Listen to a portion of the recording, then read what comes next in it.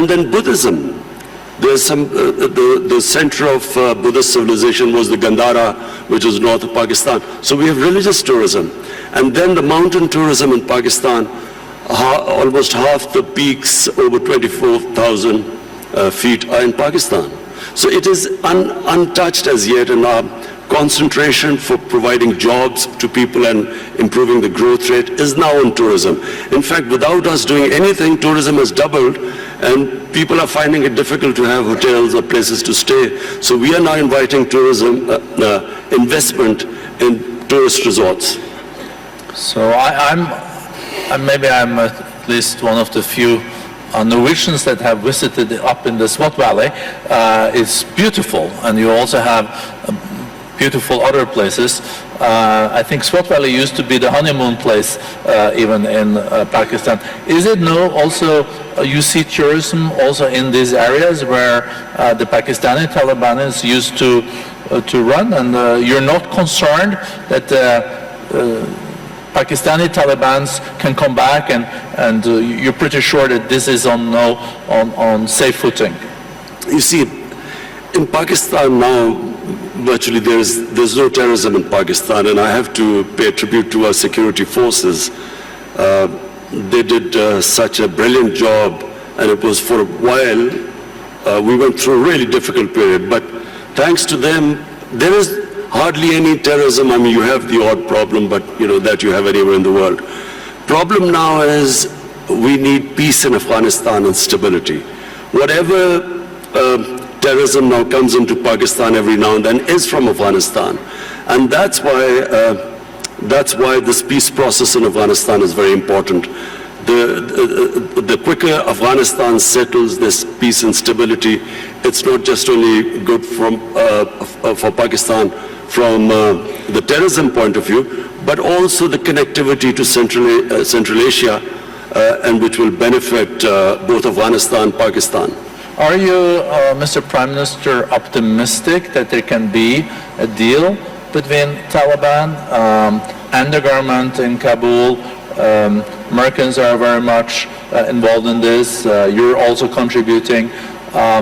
Is it possible this year? And do you think Taliban will also engage in a deal that will respect the rights of girls' education, women, and those areas where there have been progress in Afghanistan? Well, the first thing is that there has to be peace.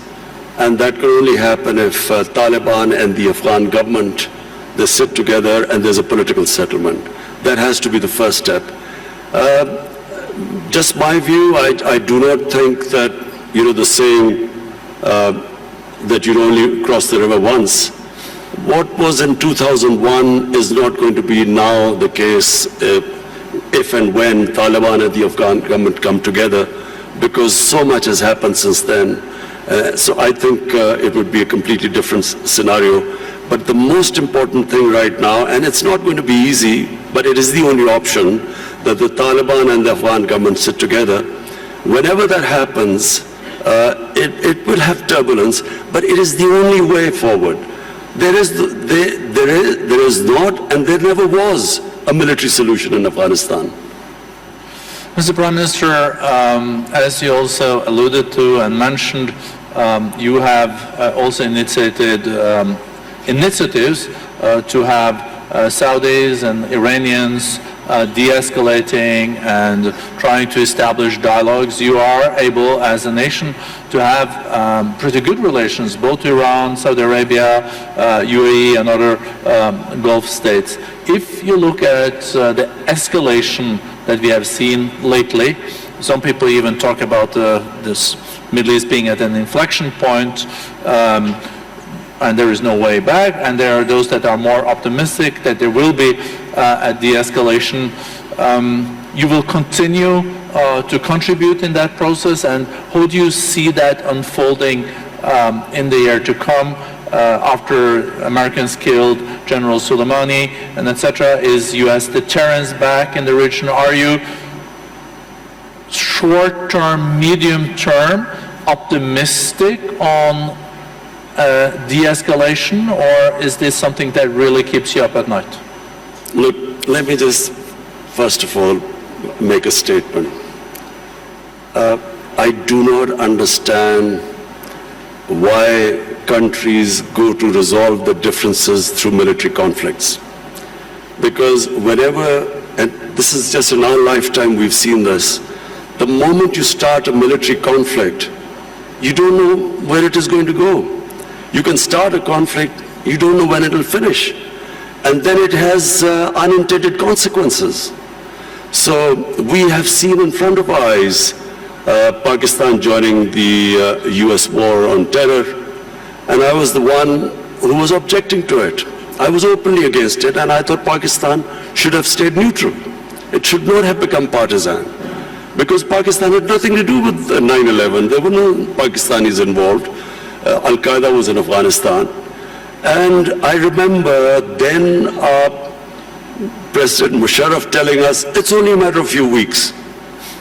So 70,000 people dead later, 10 years later, over $100 billion lost to the economy later, finally we realized we had made a mistake. And the US in Afghanistan, 18, 19 years of this war, and what, $1 trillion down the drain. So I do not think this is a way to resolve issues. And the worst thing that could happen is, if it is a conflict between Iran and the US and its allies, it'll be a disaster. It'll be a disaster for us. Pakistan will be a disaster. It'll be a disaster for the developing world, because the oil prices will shoot up. Already we are trying to barely manage our budgets and our current account situation. Suddenly everything will be offset. It will cause poverty in the world. And God knows how long it will go on. So, we in Pakistan pray that this does not happen. We have tried our best. We've already talked to Saudi Arabia, Iran, the United States. I spoke to President Trump yesterday, and I told him that this would be a disaster for us if this war starts. Did he agree? He didn't say anything. You can share with us. It stay in this room. No, I'm serious. He didn't say anything. But I think he understood, because this would be, in my opinion, it'll be insanity. Because just Afghanistan is still not resolved, and Iran would even be a bigger problem. Mr. Prime Minister, you also underlined, coming back to the more domestic opportunities and challenges in your country, this accelerator that we have agreed on skills and upskilling and reskilling between the World Economic Forum and Pakistan. I think there is a huge potential. I think the youth bulge, the youth of Pakistan is a huge opportunity. How important do you think education is in this context, and how do you look at national curriculum and the madrasas and the importance of teaching world-class math and sciences? The tragedy of my country, because as I said, I grew up with my country, and in the 60s, Pakistan was the most exciting thing happening in Asia. It was the fastest growing country. We were moving fastest towards industrialization, our universities. I think your GDP was even higher than India's per capita, wasn't it? It's certainly, our industrial production was more than the 4 Asian tigers put together: Indonesia, Malaysia, Thailand, and Philippines. So it was, the fastest growing country.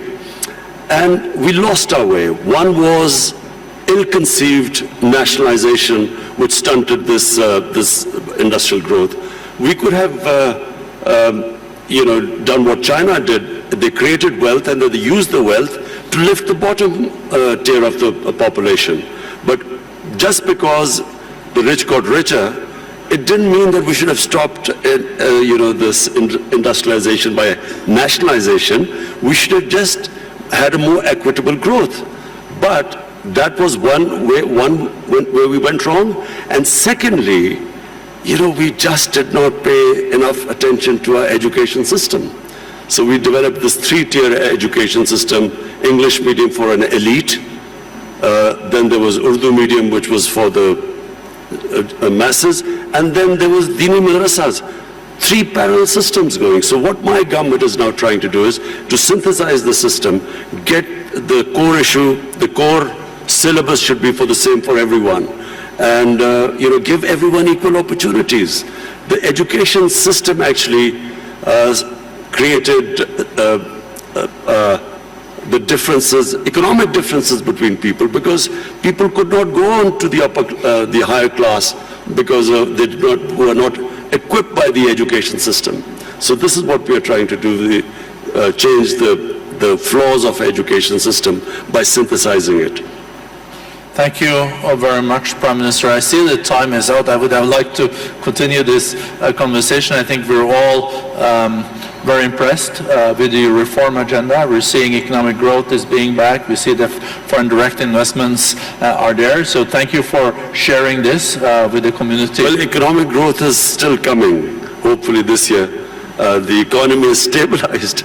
The growth is the second thing. As I said, I've never been insulted so much. Not insulted is not the word, but lacerated by the media, the way the media has attacked me because of the stabilization program.